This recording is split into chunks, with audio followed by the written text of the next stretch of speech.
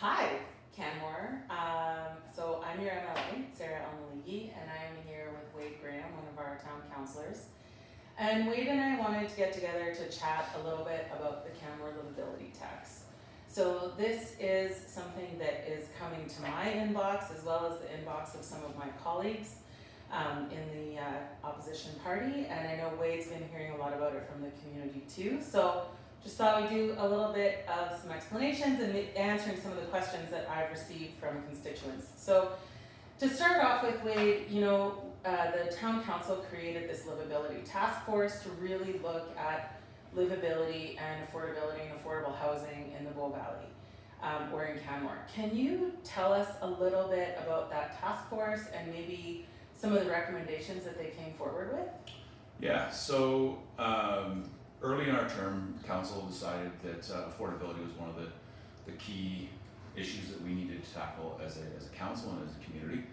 And early in the term, we struck the Livability Task Force, and we went out to the public and gathered a bunch of members for that. So we wanted, developers, property managers, short-term rental folks, asset, regular members of the community, et cetera, et cetera. So we wanted a kind of a good, diverse view of what housing and affordability look like in the community.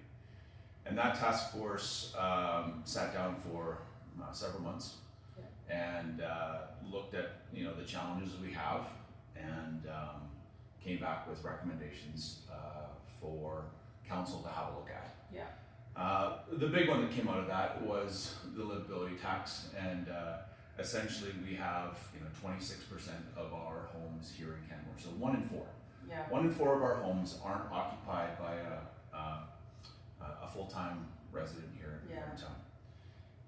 At the same time, we have 0.4% vacancy in our rental market, and just last night, I was sitting down and one of the property management companies in town had listed a 1-bedroom place in an industrial area,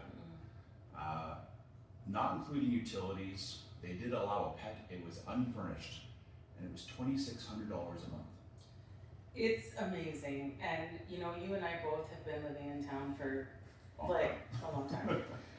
Don't need to age ourselves there, but a while. And I think the longer you stay in town and the more you get to know this community, the more you really start to see how housing and a lack of non-market or affordable housing really starts to affect our community structure and who stays here. And one of my friends told me years ago, the longer you stay in this town, the more people you lose. Absolutely. And it's because a lot of people can't afford to stay. And so we end up losing a lot of young families, a lot of young couples and young adults who would be building the foundation of our community, and they can't afford to stay here and have kids or even have a dog.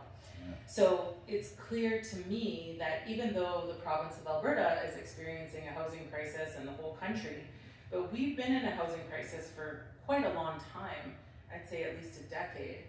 Can you share some of the things that town council and previous town councils have maybe tried in the past that haven't really been effective or have not been as effective as we need to be?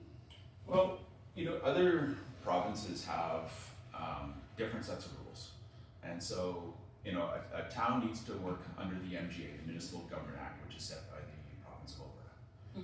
And we can't do things that other provinces can, specify how houses are built and their built form and who can live there and the sizes of them, that sort of thing. We have looked at resort municipality size for 20 years. We've had multiple councils and administrations go to the province and say, hey, we've got a community that's let's call it between 8,000 and 15,000 people, but we service double that because we're a tourism town, and the infrastructure needed to do that it is more than just a regular town of 15,000 people. That's right. And unfortunately, we've been unsuccessful in those requests to have that sort of scheme of funding, and and the truth of the matter is, the funding from the province has not increased at the rate that we need it to do the infrastructure we need to do this and to build housing. Critical housing. So yes, for 20 years this town has been looking to solve a housing crisis, and it's exacerbated here. The whole country is going through. 245 people a day moved to Calgary. Wow. Alberta just hit 5 million people. This town has doubled in size since I've been here. We're booming, but with that boom comes some challenges, and and it's interesting, I brought a motion to the floor in the legislature in my first term around resort municipality status. We were calling it tourism-based economies, but it was basically asking the government to work with Travel Alberta to create a criteria that would define a resort municipality, and then to examine options for a pot of money that could fund resort municipalities to build that critical infrastructure for tourists, which would have freed up more of the municipality's budget to do things like build affordable housing. That motion has been shot down by the government, and I continue to try to have this conversation with ministers around the need for support for tourism-based economies to generate, frankly, the $1.2 billion a year that we do for provincial budgets. It'd be nice if some of that money was coming back to the municipality. But in the meantime, it really isn't.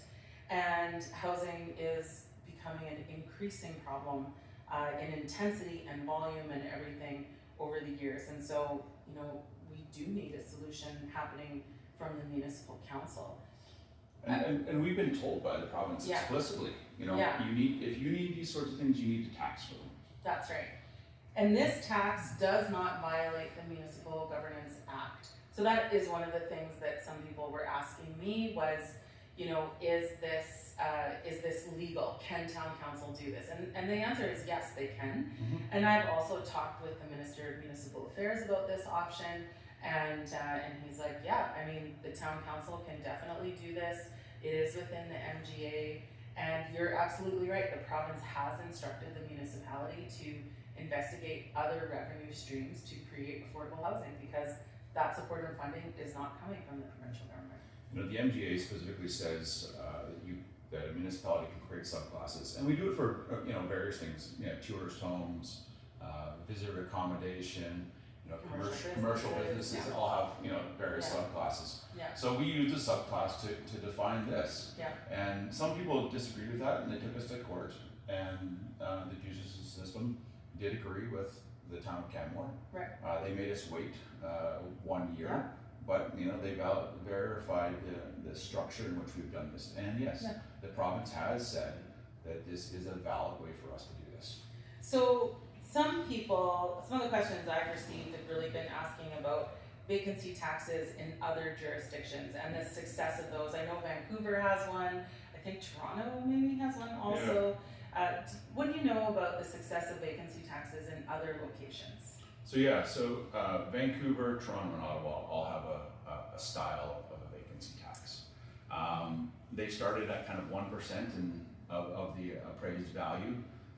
Most of them are at between 3 and 5% now of the appraised value of the house, and we're at 0.4% of the appraised value of the house. We're a fraction of what the other places are at this point in time. And those places have been successful, right? People have decided that they are either going to sell those properties to a primary resident or house somebody in there that is a primary resident. And the money that has been taken from those taxes has gone into fund housing projects in those areas as well. And so is that the intention for the municipality of Canmore too, that the revenue generated from this tax will go towards like the new Palliser building or other affordable housing projects? So the town of Canmore needs about 2,000 homes of non-market housing, rental and ownership model. And that's a huge investment, and we're not seeing that funding come from anywhere else at this point in time. The province did transfer some land over in the Palliser areas to us, which was greatly appreciated, and we're in this stages of getting that project off the ground. But yeah, the money from this directly goes to affordable housing. This isn't going to general revenue. This isn't going to fix streets and build, water treatment plants or that sort of stuff. This is going to build housing on top of people's heads. Yeah. And I think that was super important to me, and it was super important to the task force as well. Yeah. That this money wasn't just pumped into general revenues. That's not what we wanted. So, I mean, I think that this feels like a solution that's being applied in other places, Mm-hmm. and having some success. You said that our current tax rate is 0.4% of the appraised value. Yep. How did council land on that percentage? Yeah. Like, is that a complicated thing, or? It was a little complicated. There was a few things for that number for us.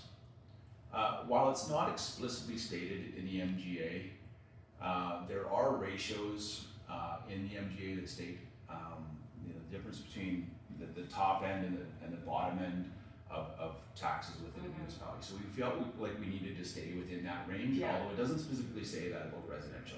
Yeah.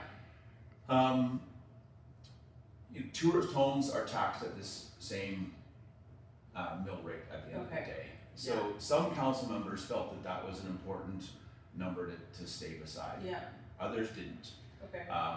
It was kind of loosely based around the fact that tourist homes are taxed at roughly the same rate. Right. Yeah, I mean, it's interesting.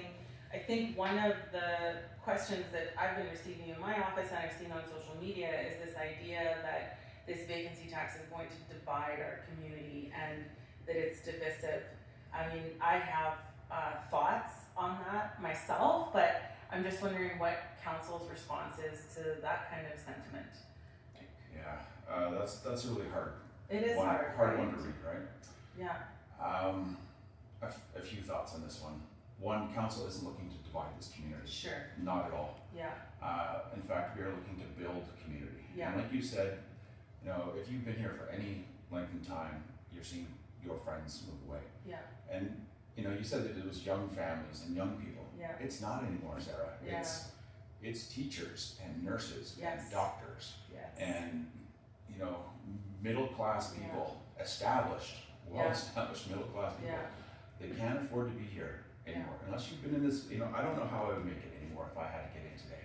No, it's true. I'm lucky that I got in years ago. Yeah, I feel the same way. So some people will say that divide already exists, right? That there's already a divide between the haves and the have-not here's, and that's hard. That's really hard. And we're trying to bring that together, not wedge it farther apart. Yeah. And I know for a fact that there are many people that will pay this tax that are supportive of it. They understand that we need a full functioning community here. Yeah. And we need teachers, doctors, dentists, Yeah. all of those people. Yeah. People to serve coffee, people to tune skis when you get here. Sure. And Councilor Ma and I the other day were talking about you come for the beauty of the mountains. Yeah. You really do. But then you learn that this community is full of really special people that make it function and make it go around. Yeah. And we are doing our best to preserve that more than anything else. And so to those that say it's divisive, some people aren't going to like the statement, but I think those are the people that are trying to divide us. And this council is not trying to do that. Yeah, I appreciate that, and I see that this decision is really actually about building community and creating a space for people who would not normally be able to afford to stay here, to stay here. And you're absolutely right, it's not just young families, it's Not teachers anymore. and nurses and doctors and all kinds of professionals. And I want to be able to attract doctors to town. I want every person in this town to have a GP. Yeah. And I want every single person in this town to have confidence in the school system, that there's enough teachers and enough educational assistants. And right now, we run the risk of that not being the case. So, I mean, those roles are foundational to any community. And I don't want to lose them. I also don't want to lose coaches for all of the kids' sports and all that kind of stuff too, right? So I just want to, can just give me the details on like how can, like, who pays this tax? How can you not pay the tax? Like, Yeah. what are the conditions that you have to meet to not be paying this additional tax? And how will the tax be enforced? Sure. Yeah, I know there's some concerns around that. Yeah. Honestly, I think this is a very easy tax to not pay. Right. Yeah. You know, so the house has to have somebody living in it basically 6 months a year. Okay, but that could be like you're just renting a room Anyone. or a garage suite It or does not something need to like be that. owner. Yeah. So one person needs to live in this house for 6 months a year, Okay. essentially, right? Yeah. That's it. That's how you avoid this tax. Yeah. I've been discouraged to see some of the the conversation around, well, we don't want those people in our home. And I was a landlord for a long time, and there's a lot of great renters. We were all I were was you a renter? Yeah, I of was a course. renter. For a long time, yeah. Very few people Yeah. weren't renters at some point in time in their life, Definitely. right? And I'm a landlord now too, and Mhm. every single tenant we've had has stayed for a year or more and been lovely. Some of them have turned into like some of our best friends. Like the girl that we were renting to during the pandemic is now part of our family because I was like, you're in our bubble, it's the pandemic. Like, I was, and we're still very close with her, and she doesn't live with us anymore. But I love being a landlord in this town, to be honest. Honestly, you have a lot of great people that are just trying to put their roots down and serve this community. And I know that a lot of council members are being part of this solution. Yeah. Many of us have tenants and suites in our homes. And So just one person living at that address for 6 months of the year means that you wouldn't have to pay this vacancy tax. Right, yeah. How is council intending to enforce the tax? Yeah, so part of the budget that we put together was around enforcement, and we were able to collect data